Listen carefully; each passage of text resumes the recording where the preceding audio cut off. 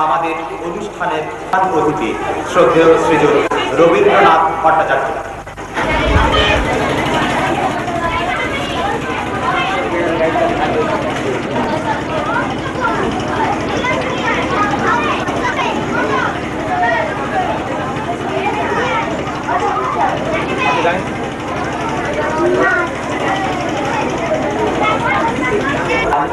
বিদ্যালয়ের প্রাক্তন শিক্ষক বাণিজ্যের বিশিষ্ট শিক্ষার্থী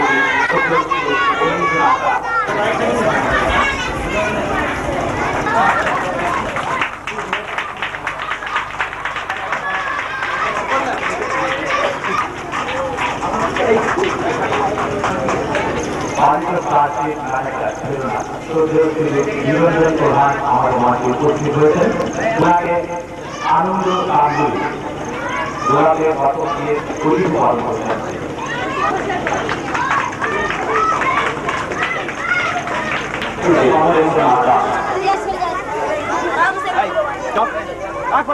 এখানে কেউ প্রেজেন্ট নেই, সামনে থাকবে তুমি সামনে সরে যাও, বের করে একবার সরে যান।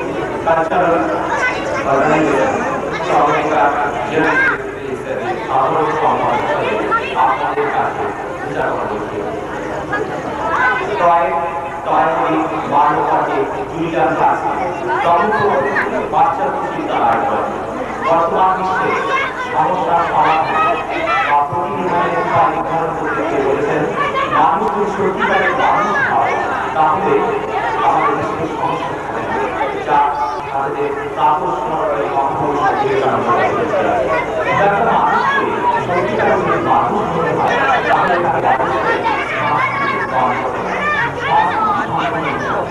আর আমাদের অনুষ্ঠান এই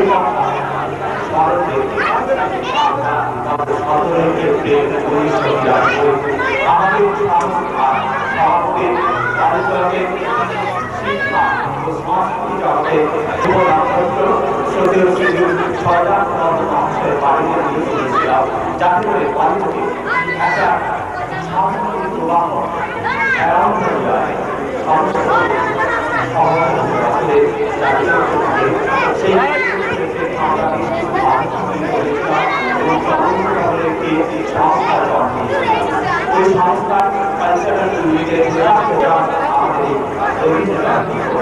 আমাদের এই বাংলাদেশে বিজ্ঞান বিভাগ রয়েছে, সাংস্কৃতিক বিভাগ রয়েছে, শিল্প বিভাগ রয়েছে, সমাজ সেবা বিভাগ রয়েছে, যোগব্যায়াম বিভাগ রয়েছে।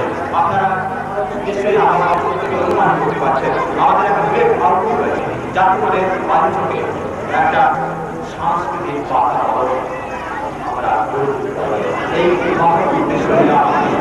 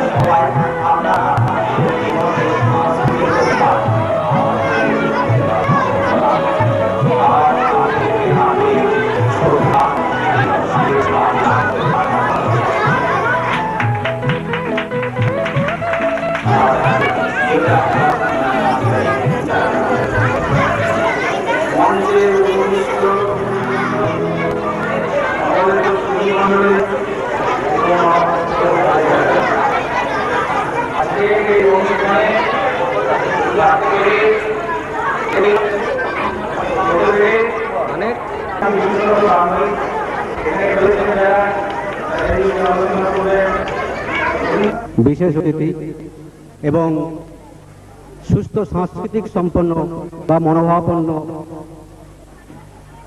অতিথিদের আমি আন্তরিক অভিনন্দন জানাই।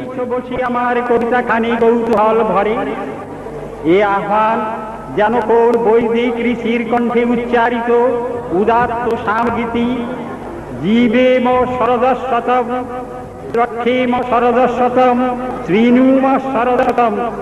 আমরা শতবর্ষ বাঁচতে চাই, আমরা শতবর্ষ দেখতে চাই, আমরা শতবর্ষ শুনতে চাই। এই সঙ্গে আমরা শুধু বলতে চাই, হে ঋষি কবি রবীন্দ্রনাথ, শুধু শতবর্ষ নয়, শত সহস্র বর্ষ পরেও যতদিন পৃথিবী অক্ষবর্তমান থাকবে, যতদিন চন্দ্র সূর্য আকাশে থাকবে, যতদিন মনুষ্য জাতি বর্তমান থাকবে, ততদিন তোমার অমর বাণী সমস্ত সংস্কৃতি রসপিপাসু মানব জাতি প্রাণের ক্ষুধা মেটাবে। বাস্তবিকই যদি একটি মাত্র মানুষের মধ্যে বিশ্বের সমস্ত প্রাণের ঐশ্বর্য কেন্দ্রীভূত থাকে, তবে তিনি কবিগুরু রবীন্দ্রনাথ।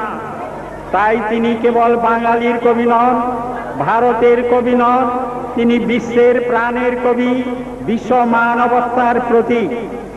আজ কবিগুরুর এই জন্ম স্মরণিকা অনুষ্ঠানের বক্তা ও শ্রোতার অঙ্গাঙ্গী মিলন আনন্দ ঘন হয়ে উঠুক, কবিগুরুর নিকট এই আমাদের প্রার্থনা।